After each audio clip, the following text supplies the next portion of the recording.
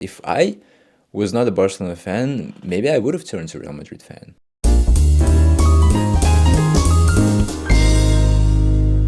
Hey Soccerlanders, this is 𝗔𝗯ance𝗂𝗦 back at it again to cook some big business for you guys. Tonight we're gonna talk about the biggest rivalry for the past 15 years in football, Barcelona versus Real Madrid. The biggest attraction that soccer can have. It was Barcelona versus Real Madrid. The egos, the drama, the superstars that were involved in that colossus of a match, Barcelona versus Real Madrid. The battle of the titans, the Barcelona fan base versus Real Madrid fan base, Lionel Messi versus Cristiano Ronaldo, 𝗔𝗯ance𝗂𝗏 𝗫𝗏 versus okay, 𝗔𝗯ance𝗂𝗏 𝗫𝗏 was not there at the time. Pep Guardiola versus Jose Mourinho. We're gonna be covering here the historical things in soccer that happened that were pretty big, and for people who have not experienced that era, I just want to share those emotions. What it was like to feel and to be around that era. This is the motive behind this video, so let's get into it. Barcelona versus Real Madrid.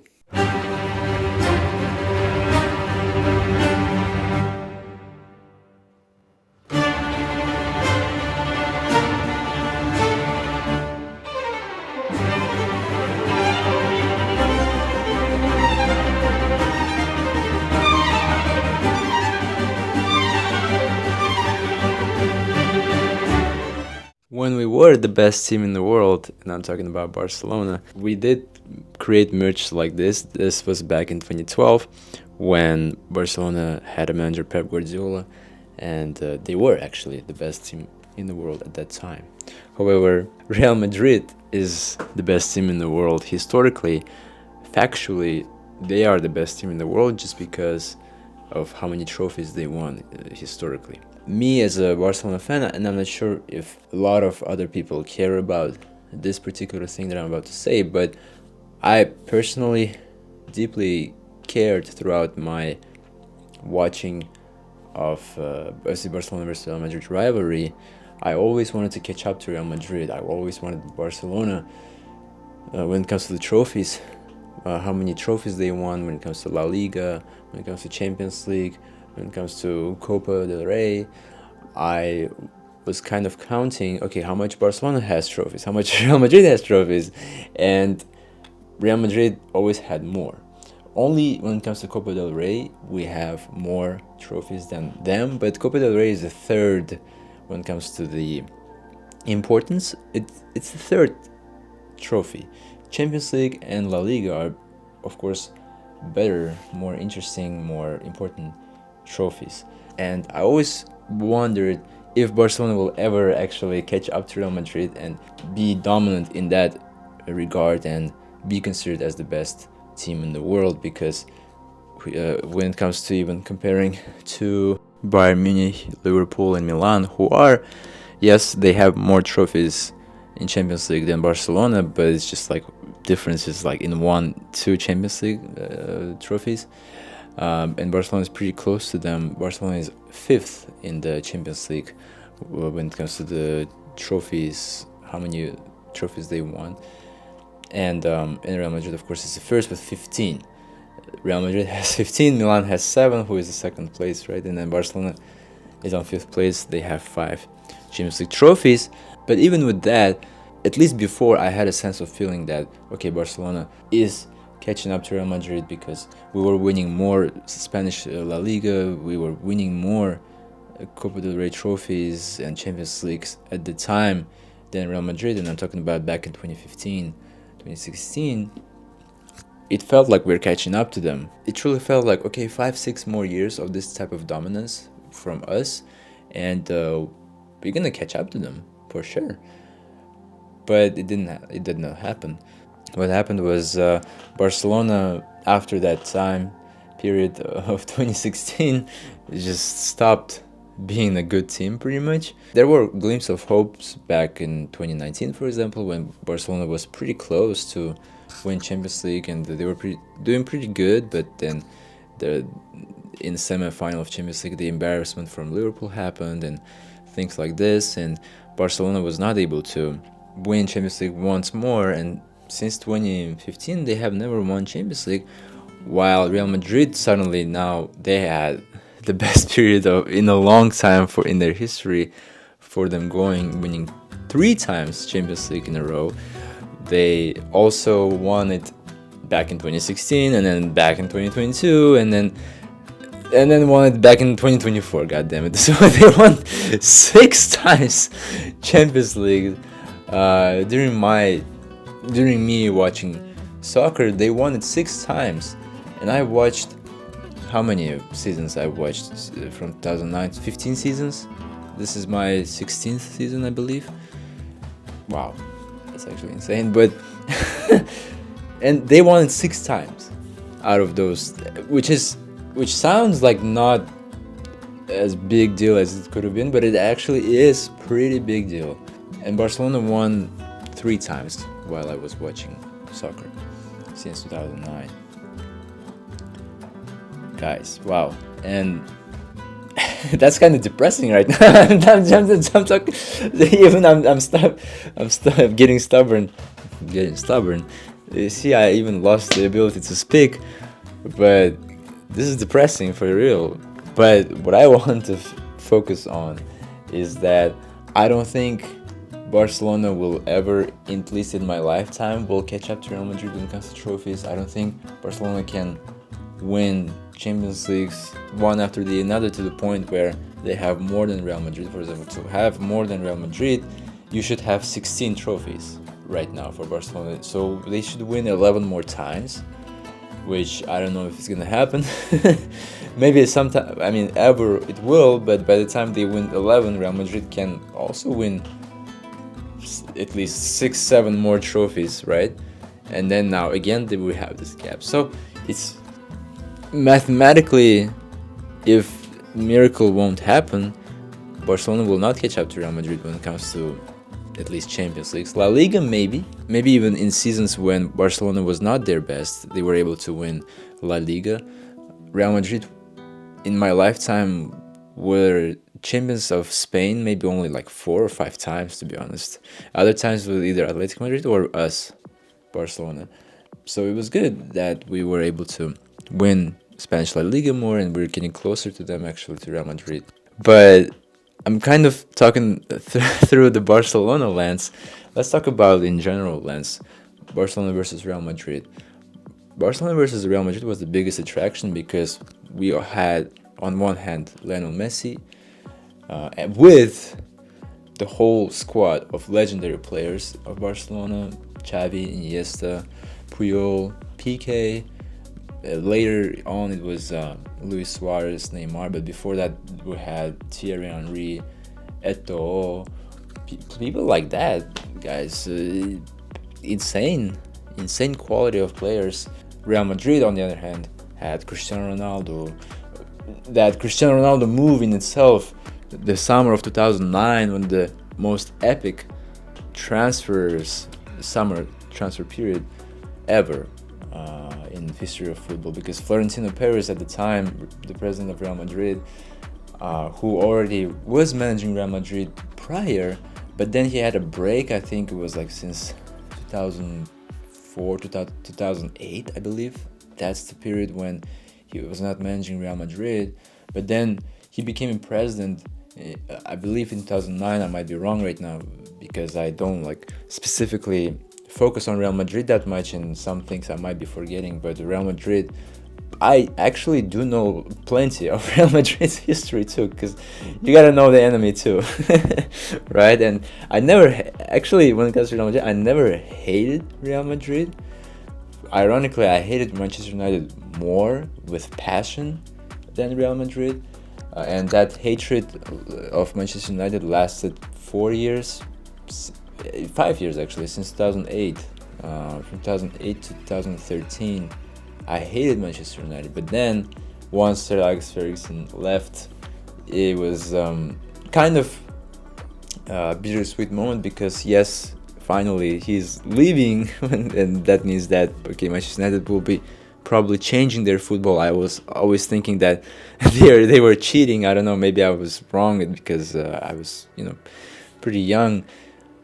But yeah, I felt like they were they are showing not a good football. They're just showing some spirit and just somehow getting goals from corners and then from free kicks and all the not regular goal situations, basically penalties, right? And then I thought they're cheating because the referees for some reason made favorable decisions for Manchester United. At least I thought that way when I was watching their games, especially versus Chelsea. When they were playing against Chelsea, I was always getting triggered because I'm a Chelsea fan in England, and man, when Chelsea was winning Manchester United, I was so happy. But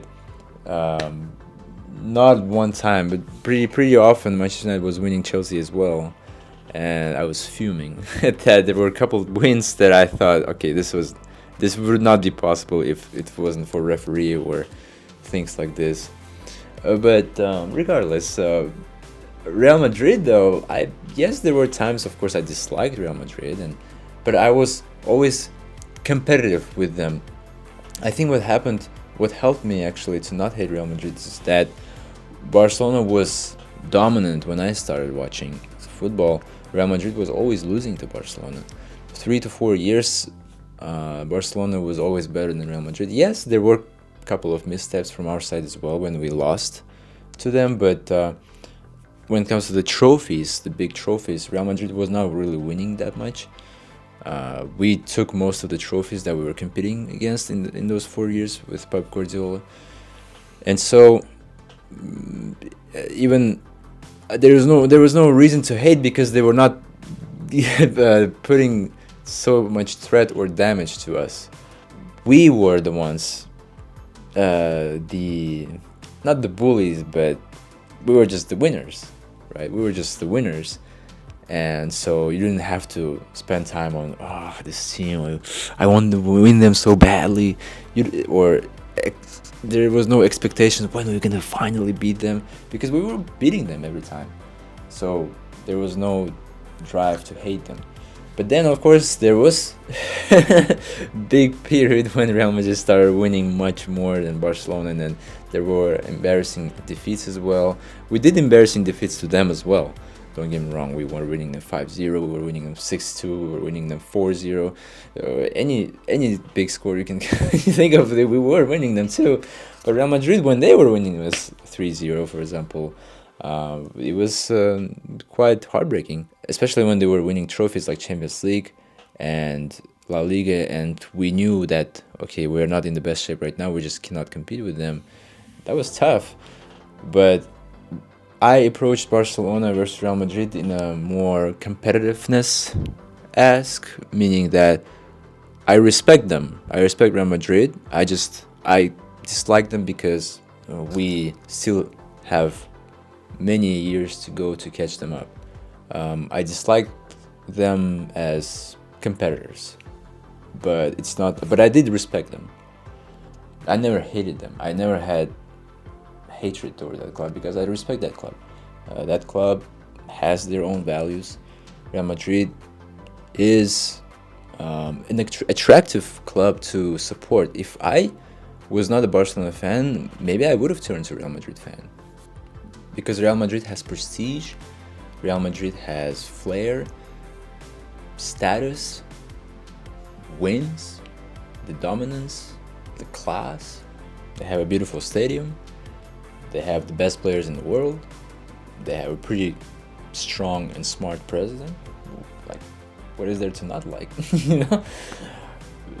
But yes, but I'm on the other side of the camp, and I'm proud of that too, because I love Barcelona. I love our colors.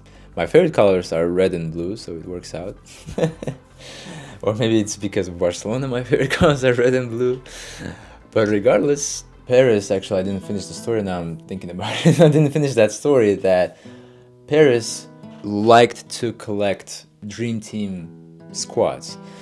At first, his first time being a president of Real Madrid, he purchased Zidane, he purchased Beckham, he purchased Ronaldo, the different one, Brazilian one, Fabio Cannavaro, Luis Figo, Roberto Carlos, people like that he purchased, and they did look like, wow, this is a dream. This is a fantasy football. What is happening? That squad, that looked, wow, mind-blowing. Holy cow. Who do we have in our team? And we have all the stars. But that all-star team, for some reason, did not do that well. Real Madrid kind of learned from their first project. They kind of learned from that. But Florentino Perez wanted to retry that formula, but with little twists, with little nuances, now in a better way. So he, in his second time as being president, he purchased players like Cristiano Ronaldo back in 2009. He purchased 𝗂𝗂, who was also very flamboyant and fan favorite of them all. Pretty much 𝗂𝗂 was incredibly talented player. He purchased him. He purchased Karim Benzema. Karim Benzema became an incredible striker, became one of the legends of the sport.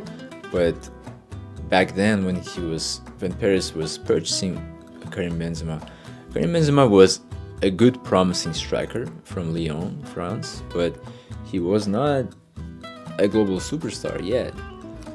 So Karim Benzema became a superstar after, but he was not a superstar. So that was that slight change where not only we're gonna purchase established superstars that are gonna right away give us the big bucks because of the merchandise sales, but we're gonna buy promising stars, young stars that can improve and become those superstars because they have less ego still. So that kind of worked for Karim Benzema purchase. He purchased other players. I cannot remember them all at the moment, but that transfer saga was incredible. The transfer period was amazing. He purchased 6 or 7 incredible players, and it didn't work out though right away, because I can't even make a case of that. Galacticos 2.0 failed as well, at least at first. But then, after some time, after Jose Mourinho, who I'm not going to downplay Jose Mourinho's achievements, because Jose Mourinho had to face the strongest team on earth, and possibly even the strongest team in the history of entire football, with Pep Guardiola. But because Real Madrid with Jose Mourinho still was able to, back in 2011, for example, win the Copa del Rey, and then in 2012 Jose Mourinho was able to become champions of La Liga. It's just they couldn't win Champions League, and they couldn't win. They only won 2 trophies, right? But Barcelona had, within 3-4 years, they won a lot of things. But with Carlo Ancelotti, different manager, different style, he was the right one for Real Madrid, truly the right one, and he was able to give that balance and make sense, fully make sense of Real Madrid's gameplay, how they should be playing actually to get the best results. He had the right balance of the superstars like Cristiano Ronaldo and Karim Benzema and Mesut Ozil at the time, but also you had your balance at the back. You had not the most flamboyant players as well, but right now, of course, we're gonna consider them legends. But at the time, they were not so overblown, like people like Marcelo, for example. Really nice defender. People like Modric, who at the time was not being considered as that, wow, Luka Modric we know now.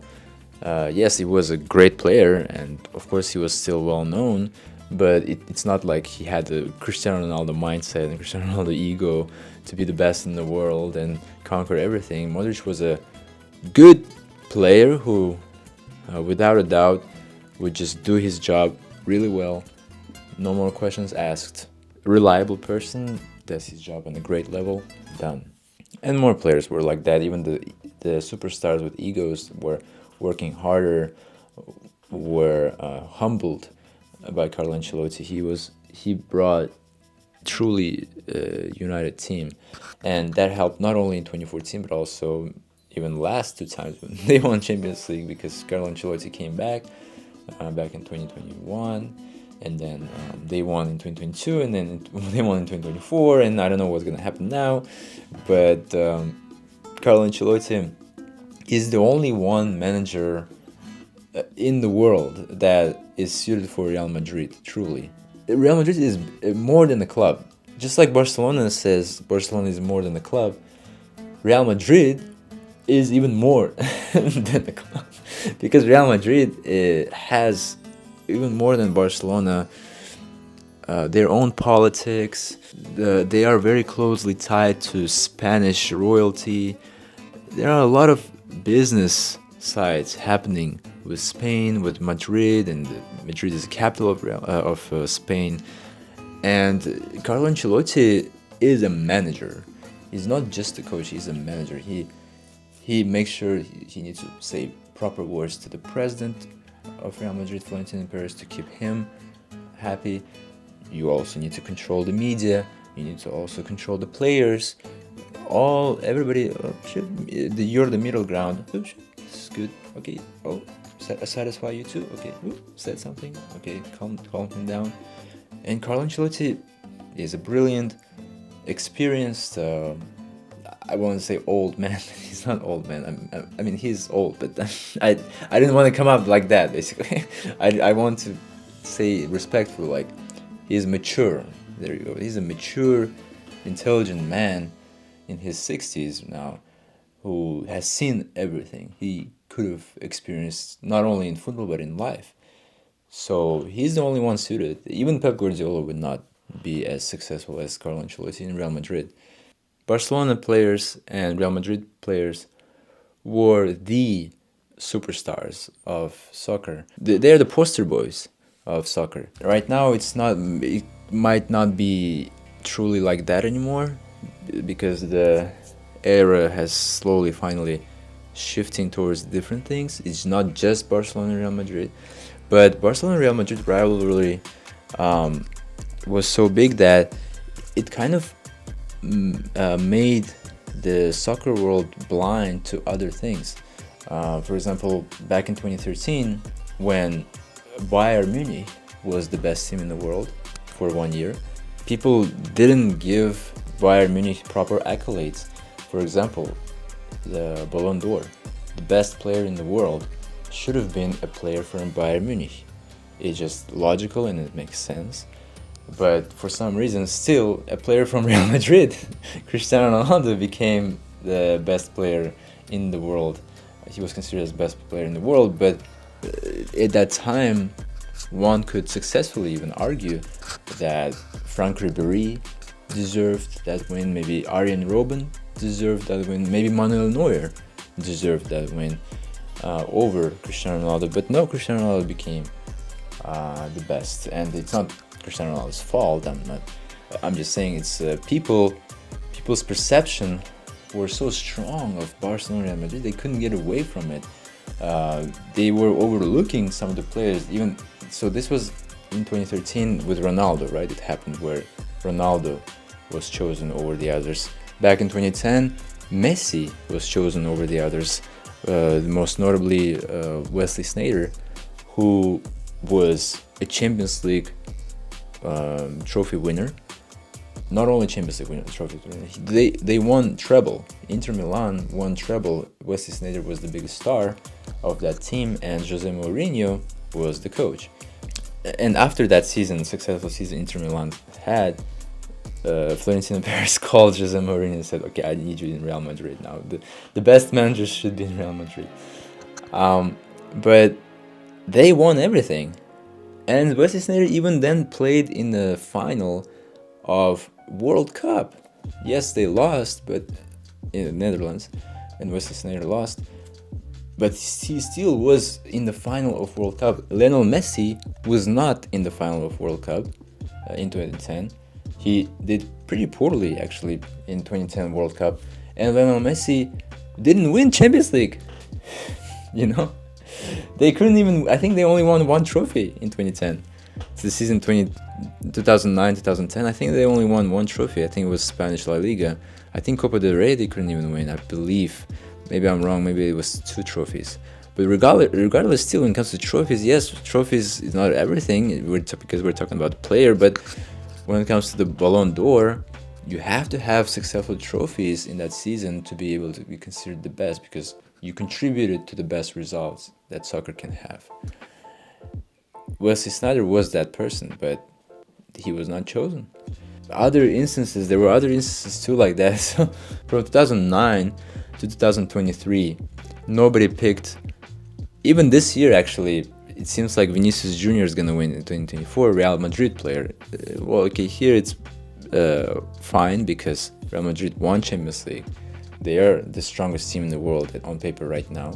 But within this 15 years, we have not seen any player outside of Barcelona and Real Madrid. Still to this day, Robert Lewandowski back in 2020 did not receive his Ballon d'Or because France said, oh, well, there was a pandemic, and so it's going to be unfair if we give to someone because some of the matches were not played.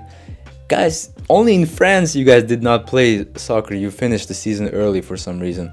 But other countries did play, and it's your guys' fault that you guys finished the season early. Everybody else finished the season fine. They played all the matches. Robert Lewandowski won the Champions League. He was the best goal scorer, so give it to him. But Robert Lewandowski is now a Barcelona player. Now they're considering, oh, you know what, maybe it was not fair. Maybe we should give him his deserved 2020 Ballon d'Or. Finally, Bayern Munich could have had a player with the Ballon d'Or, the status of the best player in the world, playing in their team. Yeah, I'm just saying how big it was, this rivalry, Barcelona versus Real Madrid, two titans facing each other. The online hate, Barcelona fan base versus Real Madrid fan base, always talking nonsense against each other, comparing everything against each other. Messi versus Cristiano Ronaldo, of course, right? Oh no, Ronaldo is better, Messi is better. All the schools, even schools that I was in Tashkent, Uzbekistan, you know, that they are talking about football, and like could have even been an argument with each other because of this topic. And it was like this everywhere in the world, in third world countries, first world countries, doesn't matter. The conversations and the revenue that soccer was generating because of this rivalry was insane. It was the biggest topic of soccer. Yes, of course, when summer hit and then you had your World Cup, for example, then, or Euro, World Cup or Euro was the best topic. But when it comes to the club competition, and mostly club competition is the main course of soccer. When you watch soccer, you watch mostly club football. That's when the biggest topic was Barcelona versus Real Madrid. And Barcelona versus Real Madrid rivalry created two football gods, as we know today, Lionel Messi versus Cristiano Ronaldo. The best players in the history of this game literally overcame everyone else, outdone everyone else, including Diego Maradona and Pelé. Messi and Ronaldo even better than those guys now. And because Messi and Cristiano Ronaldo did not finish their careers yet, actually, it's still going. And I don't know statistically who's going to end up where. For example, Cristiano Ronaldo wants to have 1,000 goals in his career. He wants to achieve that goal, and I believe he will, just like with anything else in his life, he will achieve that. Right now he has more than 900 goals, like 903 or 904 goals right now while I'm recording this video. In like 2-3 years, for sure, he will get that mark as 1,000 goals. So he's not, even if he's becoming 40 this year, he's not planning to finish his career yet. And his amazing form, athleticism, still makes him a good player and still makes it possible for him to continue on the highest level. This rivalry created those football gods because Barcelona and Real Madrid were always looking at each other and see, okay, what we are doing, what other side is doing.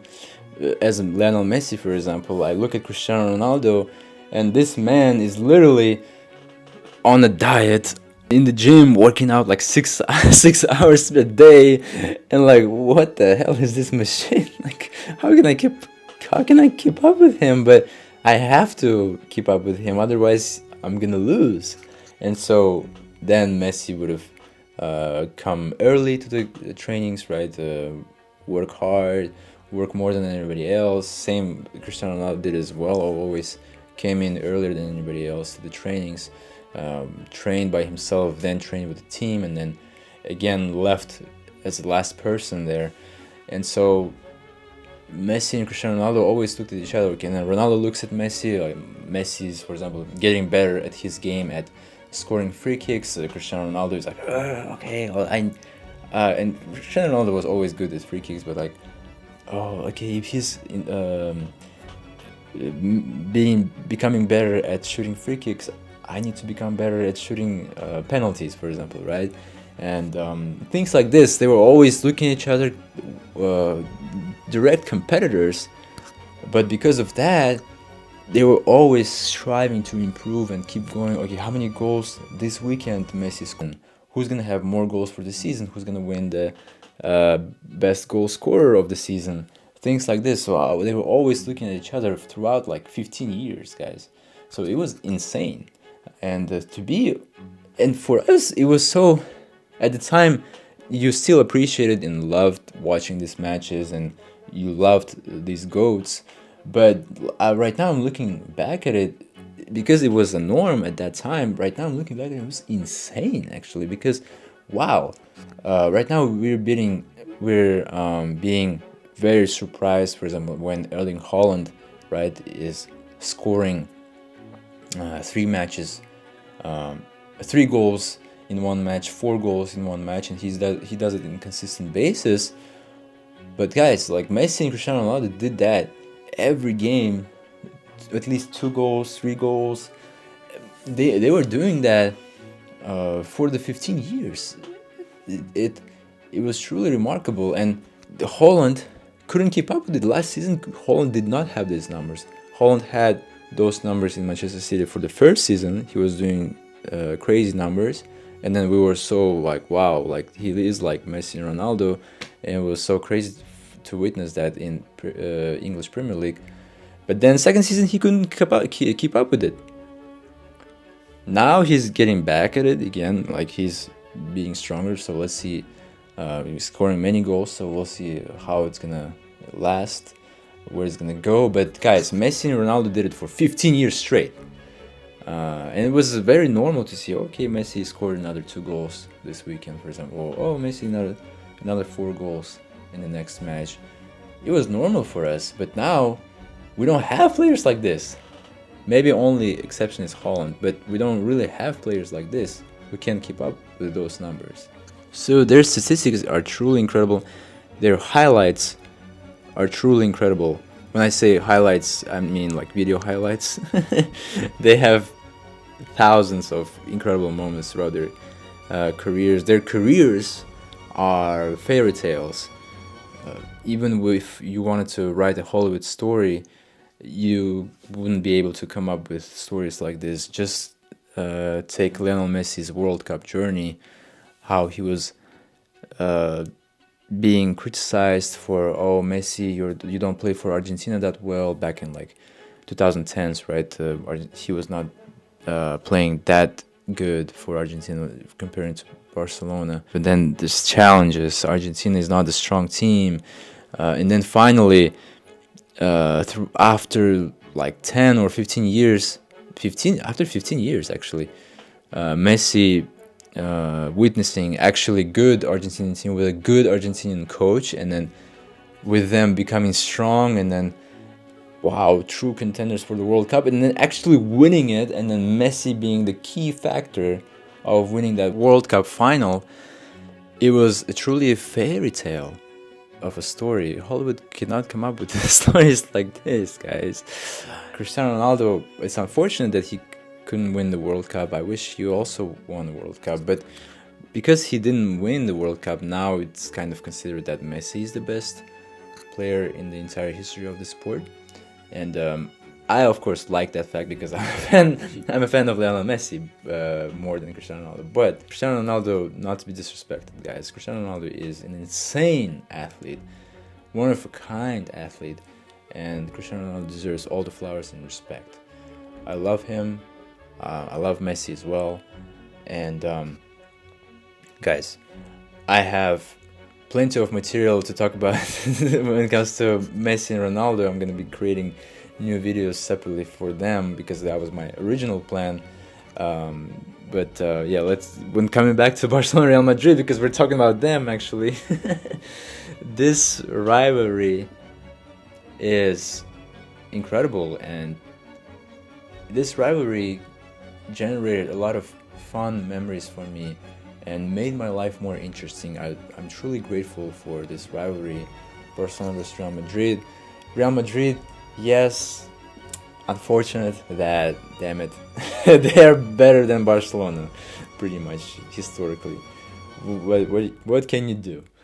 But at the same time, I respect even them because they truly were the key players as well in this story of FC Barcelona Real Madrid, and it's still going strong. I mean, yes, it's not going strong as before just because you don't have Lionel Messi, Cristiano Ronaldo anymore, and that buzzing feel of, okay, these are the titans in the world football is no longer there because of FC Barcelona, actually, because FC Barcelona got worse. They were not at the same level as Real Madrid anymore.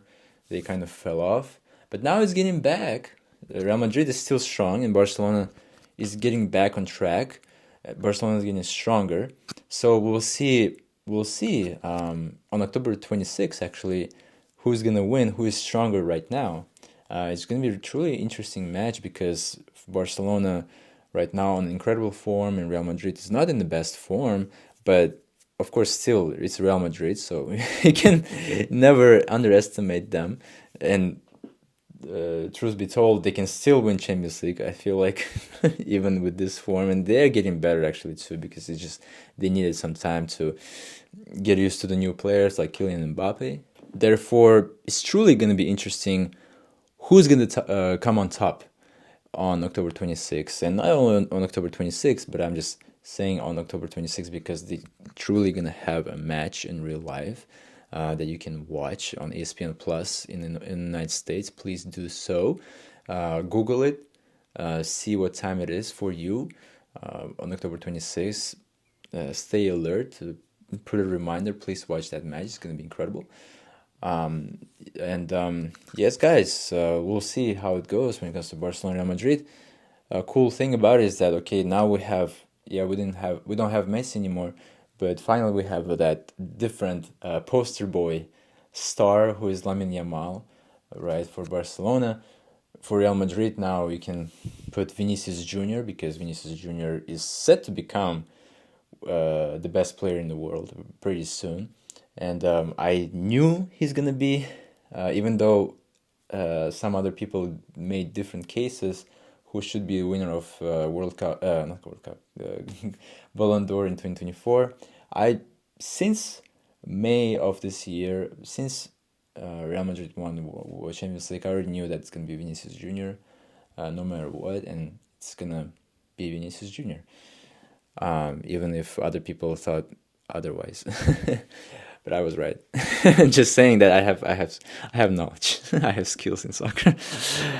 But Barcelona and Real Madrid, guys, this is the rivalry to still keep track of. While we had incredible heights, and right now it's not incredible heights of this rivalry, I feel like maybe down the line it will get even more interesting and be on a high point. Again, it will be hopefully because Barcelona and Real Madrid always were rivalries. It did not start with Pep Guardiola, you know what I mean? So in 20th century they were comparing to each other. So it's going to be interesting. The life continues, this rivalry continues, and new faces, new heroes, new matches. But we keep score. We keep track of the trophies and scores between these two teams. And by the time I get old, I just want to see, hopefully, that Barcelona, if not prevailed Real Madrid and have more trophies than Real Madrid, at least be very close. That I have hope that, okay, well, maybe my kids will see Barcelona be more successful than Real Madrid on a historical level. But at least this season, for example, there is a chance, we'll see, a man can dream, that Barcelona could be better than Real Madrid by winning a Champions League. So a man can dream. Maybe we will win La Liga or Champions League. We will fight for those titles, and there is a potential to become the best team in Europe this season. But Real Madrid is going to be the biggest threat for us because in Spanish La Liga, they will try to stop us from doing that, and they will try to become champions themselves. In Champions League, Real Madrid will definitely again go far in Champions League, and if we're not going to be stopped by other team down the line, we'll probably face them. So we'll see how it goes. So a lot of intrigue for the season. So definitely tune in on October 26th for the match of FC Barcelona versus Real Madrid. Tune in to Champions League matches, and we're going to be talking about these things, of course, on Soccerland. So please subscribe to this channel, and please don't miss out these games. Please don't miss out on great storytelling by soccer. All right, hit the like button, subscribe to this channel, and I'll see you guys in the next ones. Bye bye.